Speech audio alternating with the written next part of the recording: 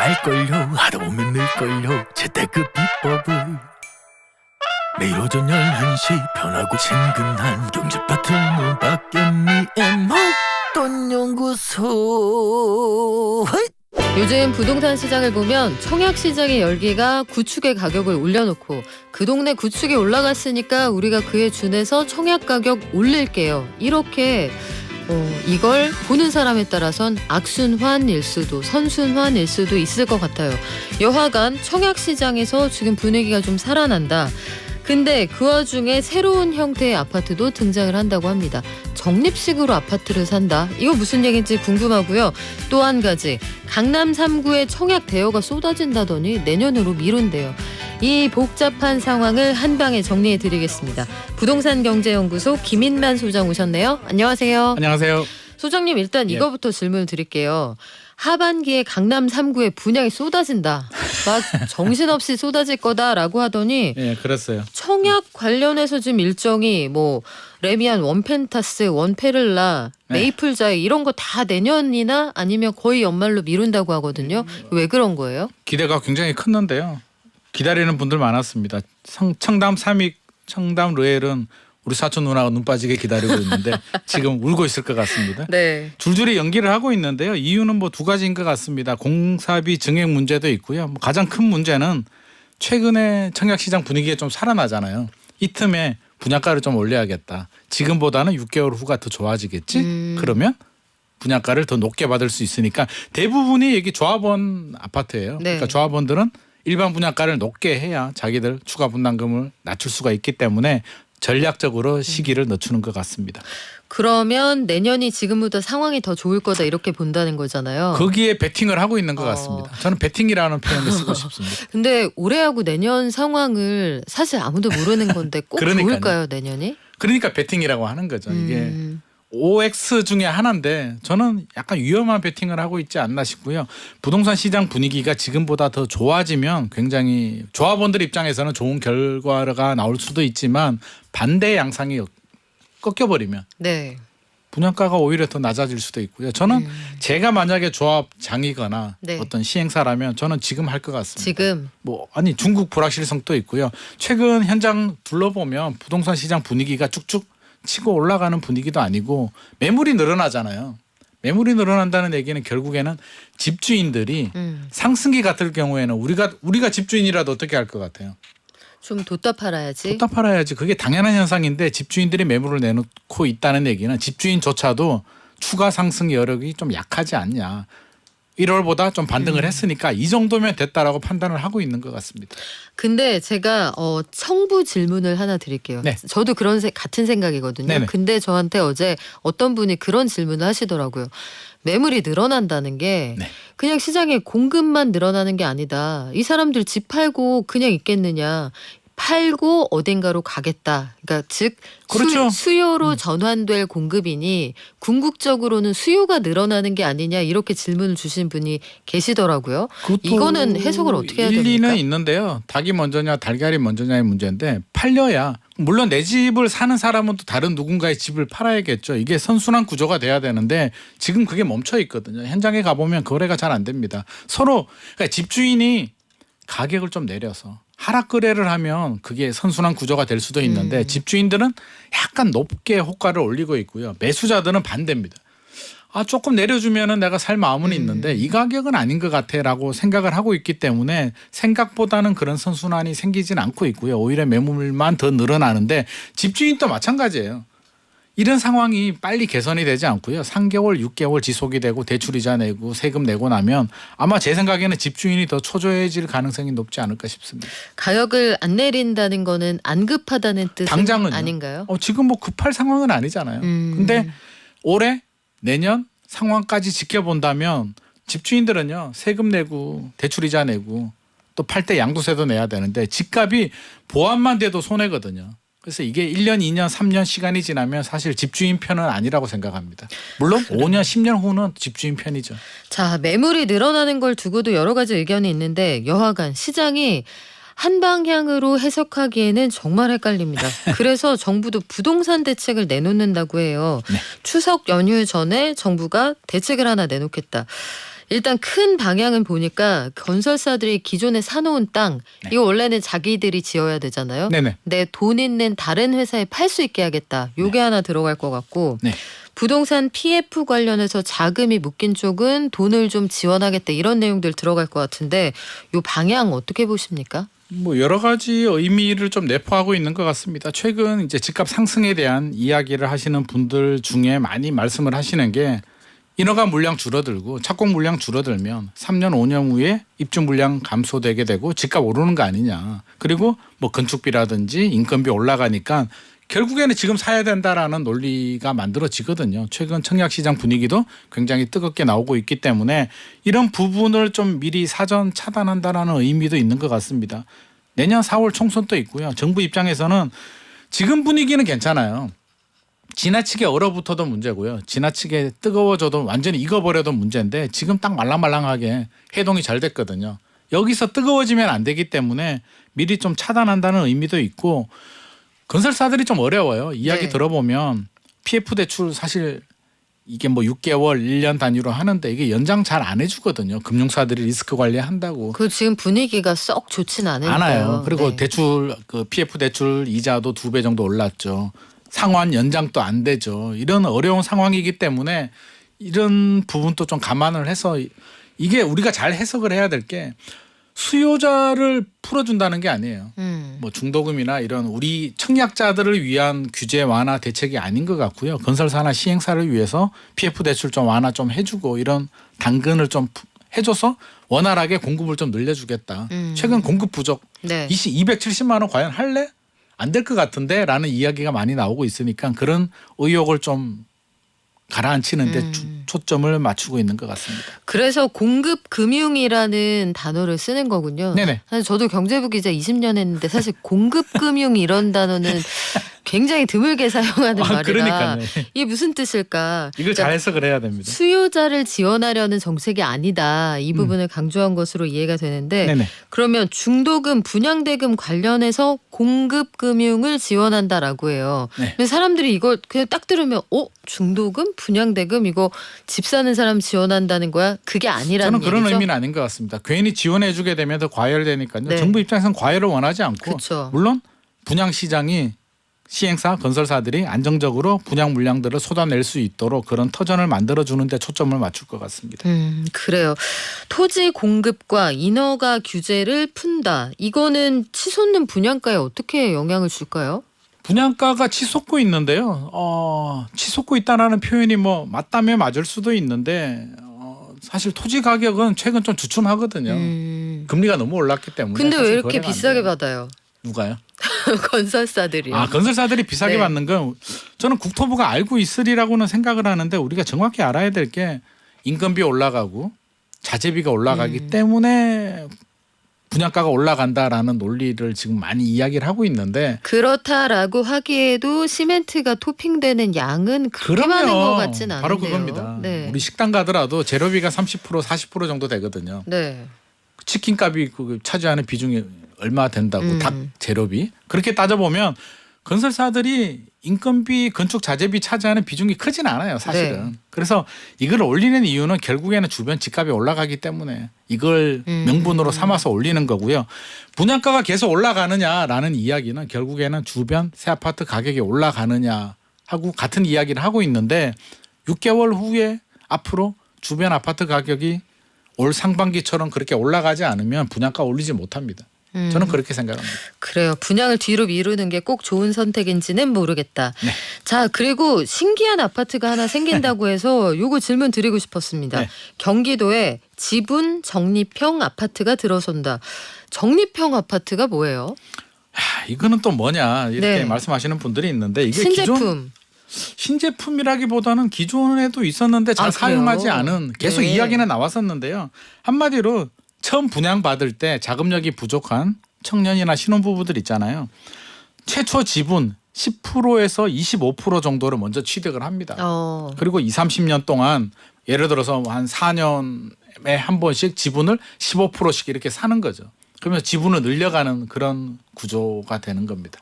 그럼 만약에 집이 10억이다. 네. 그러면 처음에 한 1억 정도 내고 그 집을 매수한 다음에 1억보다는 조금 더 내야겠죠. 네. 뭐 그 1억 1,500만 원으로 할게요. 1억 1,500만 원 낸 다음에 네네. 한 4, 5년 있다가 그렇죠. 그때 한 2, 3억 더 내고 1억 5천씩, 1억 5천씩 이렇게 내야 되는 거죠. 그 중간중간에 그러니까 할부로 집을 사는 거 아니에요? 할부로 집을 사면서 지분을 조금씩 더 받는 어. 그런 구조입니다.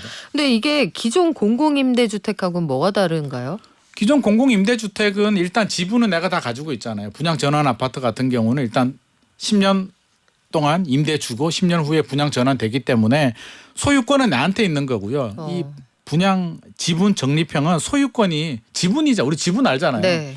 부부 공동명의 그쵸. 반반 5대5. 그러니까 지분을 순차적으로 내가 지분을 늘리는 그런 구조입니다. 이게 그 분양한 쪽하고 그러니까 지분을 분할해서 가져가는 방식이다. 그렇죠. 사실 대부분 우리 집 살 때 네. 은행하고 공동으로 갖고 있잖아요. 공동으로 가지는데 네. 등기부 등본의 소유권은 내가 가지고 네. 은행은 근저당을 설정해서 이제 자기 지분을 가지고 있는데 아, 요거는 이게 먹힐지에 대해서는 저는 좀 약간 우리나라 사회에서 과연 먹힐까? 왜요? 이게 그 적은 돈으로 내 집 살 수 있으면 좋은 거 아니에요? 내 집을 살 수 있으면 좋은데 내 지분이 아, 시간이 지날수록 내가 사야만 지분이 늘어나잖아요. 내 집 같은 내 집 아닌 내 집 그렇죠. 같은 너. 그러면 네. 은행에서 돈을 빌리면은요. 대출 이자만 내면 돼요. 집값 올라가는 상승분에 대해서는 내가 다 가지고 가는데 일단은 내 집이다라는 마음이 있는데 요거는 그러면 10억 아파트가 10년 후에 예를 들어서 10억이 올랐어요. 네. 20억이 됐는데 내 지분이 50%밖에 없으면 나 50%만 인정이 되는 거잖아요. 나머지 50%는 공공이 네. 가지고 가는데 우리나라 사람들이 물론 실거주 목적들도 있지만 실거주 목적 플러스 시세 차익은 누구라도 생각하고 있는데 그 부분에 대해서 내가 온전히 소유권을 가지지 못한다는 점에서는 저는 좀 핸디캡이 아닐까. 시장에서 반응은 어떨 것 같습니까? 그럼 실질적으로. 저 같으면은 저는 차라리 그냥 대출 받아서 살 것 같습니다. 그냥 소유권 깨끗하게 깔끔하게 내 명의로 하는 게 좋지. 지분 가지고 또 사고 언제 집 팔지도 모르는데. 그래요. 우리 소장님은 내 거인 듯 내 거 아닌 내 거 같은 넌 싫다고 하십니다. 수도권 아파트 청약 경쟁률 얘기 좀 해볼게요. 네. 이게 저는 언어의 인플레가 좀 있다고 봐요. 그럼요. 기사 제목을 보니까 청약 경쟁률 상반기 대비 무려 130배 급등 이렇게 나왔는데 모수가 작잖아요. 올해 1월에 0.28대 1에서 지금 평균 어느 정도 됩니까? 그러니까요. 지금 37대 1이 나왔다고 합니다. 그래서 이게 약간 유튜브 제목하고 비슷한 것 같아요. 제목만 보면 130배나 뭐 이렇게 되는데 알고 보면 이게 37대 1 평균 경쟁률이면 뭐 잘 나갈 때 2020년, 2021년하고 비교하면 오히려 낮은 수치거든요. 네. 그거하고 똑같은 거죠. 학교 다닐 때 수학 성적이 우리 애가 60점 받다가 75점 받으면 몇 프로가 올랐는 거야? 30%나 향상이 된 거야? 네. 라고 하지만 75점입니다. 하지만 내신은 점점점. 그렇죠. 그렇게 그러니까 되죠. 네. 이 130배에 초점을 맞출 게 아니라 올 1월하고 비교를 한 거죠. 1월보다는 지금이 좋아진 거는 맞는데 이 130배가 엄청난 과열이다. 난리가 났다. 이렇게 생각하면 안 될 것 같습니다. 근데 분양가가 빠르게 오르는 것만은 분명해 보여요. 네, 이게 맞습니다. 사람들이 여기 달려들지 않으면 분양가가 이렇게 오르지 않고 여하간 0.2에서 뭐 37대 1이건 이 숫자가 올라가지 않을 텐데 네. 지난주에 한번 말씀을 드렸습니다만 광명에서 5월하고 8월 사이에 분양가가 비슷한 조건에 한 2억 원 이상 올랐다는 말씀 드렸잖아요. 맞아요. 네. 근데 이게 4일에 무순위 청약이 있었더라고요. 이 네. 아파트가. 네네. 무순위 청약이 경쟁률이 127.7대 1. 그러니까. 청약 시장 분위기가 완전히 대세 상승으로 올라가는 거예요. 이게 굉장히 좀 상징성이 큰 뭐 저는 사건이라면 사건일 수도 있는데 서울도 아닌 물론 광명이 나쁘다는 얘기는 아니고요. 서울도 아닌 광명이고 분양가가 12억 7,200만 원이었거든요. 우리 12월 1월 기억나시죠? 올림픽 파크 포레온 네. 둔촌주공이 13억대 분양했다가 미계약이 대규모로 났는데 그렇죠. 이게 12억 7천이면 한 8개월 만에 이렇게 분위기가 과열이 되고 있다는 거죠. 그래서 저는 큰 의미가 있는 것 같고요. 그런 효과는 있을 것 같습니다. 야, 광명의 새 아파트가 12억 7천이면 서울은 당연히 13억 넘어야 되는 거 아니야? 라는 공식이 성립될 수도 있기 때문에 당분간은 청약 과열 현상을 좀 부추길 수도 있습니다. 부추길 수도 있는데 그렇다고 해서 저는 이게 무작정 계속 올라가지는 않을 것 같습니다. 앞서서 제가 말씀드렸듯이 여러 가지 이유가 있는데 뭐 분위기도 좋아졌고요. 네. 뭐 분양가 상한제 캡도 없어졌지만 결국에는 주변 아파트 가격하고 연동해서 올라가거든요. 근데 최근에 보니까 제가 송도도 갔다 왔고요. 뭐 동탄, 마포, 판교 다 다녀왔는데 다 공통적으로 조용합니다. 최근에 좀 조용해졌다라고 얘기하고 있고 매수자들이 따라붙는 상황은 아니기 때문에 주변 집값이 올라가지 않는다면 분양가 무조건 올리지는 못할 겁니다. 근데 이게 서로 핑계 대잖아요. 이게 분양가가 올라서 네. 구축들이 오르는 거예요. 근데 또 저쪽에서는 구축 가격이 오르니까 네. 그 동네 누울 자리 보고 다리 뻗는 거예요. 이렇게 얘기하는데 그렇죠. 서로 핑퐁 치는 거죠. 뭐가 먼저인 거예요? 아 이게 뭐가 먼저일까요? 사실 닭이 먼저냐 달걀이 먼저냐 얘기. 그러니까 서로의 이해관계가 맞는다 이해관계가 이렇게 맞물려 보는 게 있는 거고요. 부동산 시장 분위기가 1월보다 좋아진 건 맞잖아요. 광명도 거기 철산역에 푸르지오 하늘채 아파트도 2, 3억 정도 올랐거든요. 네. 1월 대비. 거기가 2, 3억 오르니까 주변 아파트들도 다 2, 3억 오르는 겁니다. 근데 하반기에 주변 아파트가 그렇게 오르지 않으면 분양가 저는 그렇게 올라가지 않을 것 같고요. 여기서 광명이 14억, 15억 간다면 과연 수요자들이 따라갈 수 있을까에 대해서는 한 번 더 생각을 해봐야 될 것 같습니다. 그래서 궁금한 게 최근에 미분양이 줄어들고 그리고 공급 사인의 그 선행 지표가 되는 인허가 물량도 줄어들어요. 네네. 그러면 금리가 비싸든 분양가가 높든 어쨌든 다시 집값이 올라가지 않겠느냐 이렇게 전망하는 사람들도 있거든요. 뭐 일정 부분 어떻습니까? 영향은 있을 수가 있는데 저는 이것만 가지고 인허가 물량은 5년 후에 입주 물량을 이야기하는 거고요. 우리가 입주 물량이 줄어든다고 해서 무조건 집값 올라가는 거 아닙니다. 제가 지난번에도 말씀드렸는데 2017년, 18년, 19년 이전 정부 시절에 집값 폭등했잖아요. 그때 서울 아파트 입주 물량이 10년 동안 최고 수준이었습니다. 4만 7천 호 정도 나왔는데 입주 물량 많이 나와도 집값 올랐잖아요. 결국에는 집을 팔려는 집주인들이 매물을 회수하는 거고요. 집을 사려는 수요자들이 폭발하기 때문에 집값이 올랐던 거고 5년 후에 입주 물량이 설사 좀 부족해지더라도 시장 분위기가 그렇게 형성되지 않으면 집값 그렇게 불안하지 않습니다. 그래서 정부가 지금 생각하고 있는 게 사실 특례 보금자리론 가지고 지금 올해 매도 물량의 가격을 상당히 떠받쳤다 이런 맞습니다. 평가들이 있는 상황인데 정부가 이렇게 해놓고 네. 그리고 특례 보금자리론의 50년 대출 먼저 만들어 놓고 50년 만기 대출 때문에 지금 집값이 들썩이는데 안 되겠어 해서 이거 없애버렸잖아요. 네, 맞습니다. 요 40년 만기를 적용해서 DSR을 계산해라. 이게 무슨 말인지 헷갈리거든요. 이게 40년, 50년이 잘 느낌이 안 올 수도 있는데 결국에는 50년으로 늘리게 되면 대출 한도가 늘어나는 거죠. 원리금 상환액이 줄어들기 때문에 한도가 늘어나는데 DSR 40% 적용해서 연봉 6,500만 원 되는 분이 이제 대출 한도가 50년으로 하면 5억 1,600만 원 정도 나왔는데 40년으로 하면 4억 8,100만 원으로 3,500만 원 줄어듭니다. 정부 입장에서는 뭐 가계부채도 줄일 수 있는 여러 네. 가지 효과가 있는데 사실 화장실 들어갈 때하고 나올 때가 좀 다르지 않을까. 올 1월에 자기들이 급할 때는 이렇게 풀어주면서 난리를 쳤다가 네. 최근에 분위기 좀 좋아지고 약간 과열 양상도 보이고 가계부채가 늘어나니까 다시 이렇게 막고는 있는데요.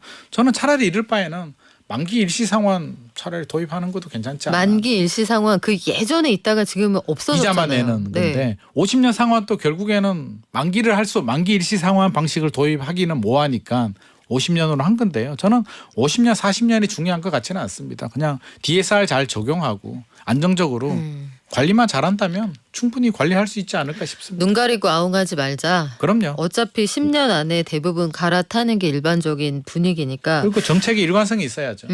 그래요. 이거 예상했다가 이거 대출 받아야지 했는데 없어진다고 하니까 오히려 단기적으로는 수요가 굉장히 늘어났잖아요. 불안하잖아요. 그러니까 이런 중요한 정책들은 저는 일관성 있게 50년 그냥 계속 하고 DSR 관리만 잘하면 되지 않을까 싶습니다. 뭐든지 한정판으로 만들면 사람들이 약간 조바심이 납니다. 맞습니다. 그래서 요 부동산 정책은 좀 멀리 길게 보고 해야 될 텐데 한동안 9월 위기설이라는 게 있었잖아요. 네. 그거는 지금 이제 완전히 조정이 된 건가요? 뭐 아직 이제 9월이잖아요. 네. 저는 항상 위기설 나와가지고 진짜 위기가 온 적이 있나? 진짜 위기는 우리가 방심하고 있을 때 오는 거 아닌가 하는 생각이 들고요. 뭐 정부 당국은 문제 없다라고 지금 하고 있습니다. 뭐 일각에서는 이제 PF 대출 뭐 상환 만기가 뭐 다가온다라고 하는데 저는 최근에 미분양도 좀 줄어들고 부동산 시장 분위기 보면 9월에 추석 앞두고 그렇게 뭐 대란 문제가 생길 것 같지는 않고요.